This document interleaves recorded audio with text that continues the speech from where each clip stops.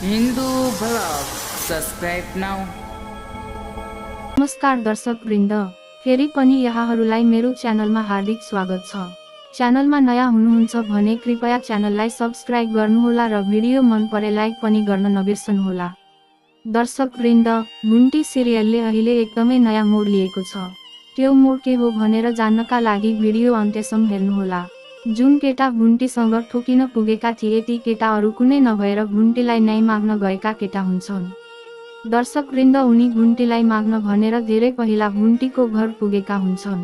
उनी घुन्टीलाई माग्न भनेर बाटोमा बाबासँग जाँदा जाँदा घुन्टीसँग ठोकिन पुग्छन्। दर्शक वृन्द, घुन्टी भने डोको नाङ्लो बोक्दै डोकोमा एउटा कुखुराको भाले लिएर हिँडिरहेकी हुन्छन् आफ्नै सोचमा र उनी एक्कासी त्यो नयाँ केटासँग ठोकिन पुग्छिन् र ठोकिएर लड्ने बित्तिकै उनीहरू एक अर्कालाई हेराहेर गर्छन्। ती नयाँ केटा भने हेरेर चकित हुन्छन् र दर्शक वृन्द, घुन्टी भने उनीसँग माफी माग्दै उनलाई सरी भन्दै मैले तपाईहरूलाई देख्दै देखिन तपाईसित पो ठोकिन पुगेछु। कुखुराको भालेसँग बोल्दै हिँडेकी थिए भन्दै उनीहरूसित माफी माग्छिन् र दर्शक वृन्द, केटाले भने हैन तपाईले गर्दा म लडेको हैन भन्दै उल्टै आफूलाई न्याय दोषी ठहराउँछन्। तर भले भन्ने मैले गर्दा न्याय तपाईँ मसँग ठोकिएर लड्नु भएको भन्दै माफी माग्छिन् र केटाले हाँस्दै भन्छन् एहो र मैले त थाहै पाइन त।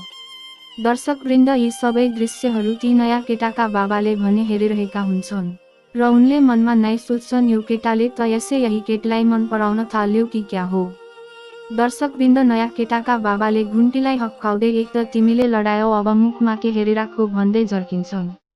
दर्शक वृन्द, घुन्टीले भने माफी माग्छिन् मलाई माफ गरिदिनु होला मैले कदापि देखिन र दुवैजना आफ्नो कपडा टकाउँदै उठ्छन् र ती नयाँ केटाका बाबाले भने घुन्टीलाई प्रश्न गर्छन् के तिमीलाई थाहा छ घुन्टीको घर कहाँ हो अनि घुन्टीले भन्छन् घुन्टी तमै हो।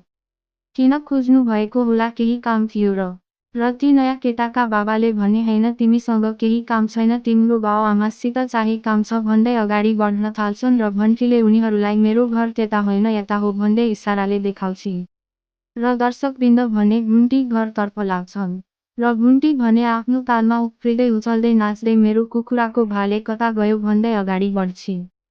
दर्शक वृन्द, ती दुईजना ती नयाँ केटा र केटाको बाउ भने घुन्टीको घरसम्म पुग्छन्। उनीहरूले घुन्टीको आमा बुबालाई पुकार्छन् आमा बुबा बाहिर आउनुहुन्छ अनि उनीहरू बफ हुन्छ। उनीहरूले भन्छन् हामी त तपाईको छोरी माग्न आएको हो अघि नै बाटोमा मेरो छोराले तपाईको छोरीलाई भेटिसक्यो र उसले तपाईको छोरीलाई मन पनि पराउँछ। हामी तपाईको छोरीको हात माग्न आएको। दर्शक वृन्द, यतिकैमा घुन्टी पनि फर्केर घर पुग्छिन् र उनले सबै कुराहरू सुन्छिन्। उनी एक्कासी जर्किँदै भन्छिन् ए तपाईहरू मलाई पो माग्न आउनुभएको भेषमा गर्दिन खुरुक्ख गइहाल्नुस् यहाँबाट। तर घुन्टीका आमा बुबा भने घुन्टीको चिन्ता गर्दै हैन छोरी तिमी कहिलेसम्म माइकमा बस्छौ र तिमीले आफ्नो भविष्य पनि त हेर्नु पर्यो भन्दै घुन्टीलाई सम्झाउने कोसिस गर्छन्। तर घुन्टी भने कदापि मान्दिन। उनी भन्छिन् म आफ्नो बुबा मम्मीलाई छोडेर कहीँ जाँदैन म बिहे गर्दिन म गए भने उनीहरूको हेरचाह कसले गर्छन् बाबाले आँखा देख्नुहुन्न आमा पनि बुढी भइसक्नुभयो भन्दै उनीहरूलाई घरबाट निस्किन आग्रह गर्छिन्। तर ती नयाँ केटा भने घुन्टीलाई बिन्ती गर्दै मानिदेऊ भन्दै हात जोडिरहेका हुन्छन्। प्लिज प्लिज मेरो कुरा मानिदेऊ म तिमीलाई धेरै माया गर्छु। बरु तिमी बिहेपछि पनि यही घरमा बसौली आफ्नै माइतामा बसौली बरु मेरो घरमा कहिलेकाहीँ आउँदा पनि हुन्छ भनेर एकदमै बिन्ती गर्छन्। किनकि दर्शक वृन्द, केटालाई थाहा भइसकेको हुन्छ घन्टी कहाँसम्म कि असल मान्छे हो भनेर दर्शक वृन्द भन्छन् यहाँ गरेर अलङ्कार बुझिन्छ हो त्यस्तै ती केटाले घुन्टीको बारेमा सबै बुझेका छन्। दर्शक वृन्द, यतिकैमा घुन्टीले भने निकै जर्किँदै तपाईहरू खुरुक्क यहाँबाट गइहाल्नुस् भन्दै कराउन थाल्छिन् र तिनीहरू केही सिक नलागेर उठेर त्यहाँबाट आफ्नो घरतर्फ लाग्न थाल्छन्। घरतर्फ लाग्ने क्रममा पनि उनी घुन्टीलाई फेरि एकचोटि मनाउने कोसिस गर्छन् र दर्शक वृन्द घरतर्फ लाग्दै गर्दा ती केटाले भने फेरि एकचोटि घुन्टीलाई मनाउने प्रयास गर्छन्। तर घन्टी भने कथा बिमान्दिनन् उल्टै रिसाएर एउटा लौरो लिएर उनीहरूलाई लखेट्छिन्थ्यो। दर्शक वृन्द, उनीहरू पनि भाग्न बाध्य हुन्छन्। घुन्टी उनीहरूको पछि लौरो लिएर भने उनीहरू अघि दौडिरहेका हुन्छन्। दृश्य निकै रमाइलो छ दर्शक म पनि हेर्दै हाँस्दै गरेको थिएँ। तपाईहरूलाई यो सिरियल कस्तो लाग्छ? यदि राम्रो लाग्छ भने कमेन्टमा घुन्टी लेख्न नबिर्सनुहोला। दर्शक वृन्द, यी सबै दृश्य भने ती नयाँ केटाले जो घुन्टीसँग ठोकिन पुगेका थिए सोचिरहेका हुन्छन् खाममा आडेस लगाएर, किनभने यी सबै घटनाहरू उनको जिन्दगीमा पहिले नै घटिसकेको हुन्छ। सोही कारण उनी घुम्टीसँग ठोकिने बित्तिकै घुम्टीको मुखमा हेरिरहेका थिए। लाग्थे उनले घुम्टीलाई पहिलेदेखि चिन्थे। तर हो दर्शकवृन्द, यो कुरा साँचो पनि रहेछ। उनले घुम्टीलाई पहिलेदेखि चिन्थे र घुम्टीलाई स्मरण गरिरहेका थिए।